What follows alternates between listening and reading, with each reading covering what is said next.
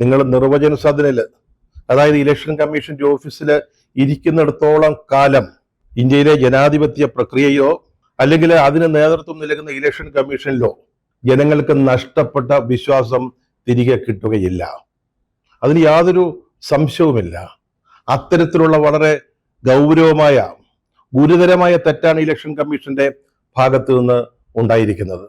സത്യത്തിൽ ഇന്ത്യൻ ജനാധിപത്യത്തിന്റെ കസ്റ്റോഡിയൻ അത് നിങ്ങളാ. അത് സംരക്ഷിക്കേണ്ടത് ഇവിടുത്തെ ഇലക്ഷൻ കമ്മീഷനാ. അതിന് കഴിവുള്ളവരെന്ന് തോന്നുന്നവരെയാണ് ആ സ്ഥാനങ്ങളിലേക്ക് വഹിക്കുന്നത്. TN ശേഷനൊക്കെ ഇവിടെ ഓർത്തു പോവുക. എന്തോ ഒരു മനുഷ്യനായിരുന്നു ഇലക്ഷൻ കമ്മീഷൻ എന്ന് പറഞ്ഞാൽ എന്താണെന്ന്. നമ്മുടെ ഭരണരംഗത്ത് അല്ലെങ്കിൽ ജനാധിപത്യത്തിൽ ഇലക്ഷൻ കമ്മീഷൻ സ്ഥാനമെന്ന് നമ്മളെ ബോധ്യപ്പെടുത്തി തന്ന ആള്. മറ്റ് ഇലക്ഷൻ കമ്മീഷണർമാരാരും ഇതുപോലെ പേരുദോഷം വരുത്തിയിട്ടില്ല. കഴിവുകളിലെ ഏറ്റക്കുറച്ചില് നമ്മൾ കണ്ടിട്ടുണ്ടാവും. പക്ഷെ ഇതുപോലെ ഒരു വലിയ ആരോപണമല്ല, തെളിവുകൾ സഹിതം ഇന്ത്യയിലെ ജനത്തിന് മുമ്പിൽ വെച്ച സത്യവിവരണം ഇതുവരെ വേറെ ഉണ്ടായിട്ടില്ല. ഒരു റഫറിയാണ് ഇലക്ഷൻ കമ്മീഷൻ എന്ന് പറയുന്നത്. അവര് ഇലക്ഷൻ പ്രക്രിയയിൽ യാതൊരു കാരണവശാലും ഇടപെടാൻ പാടില്ല.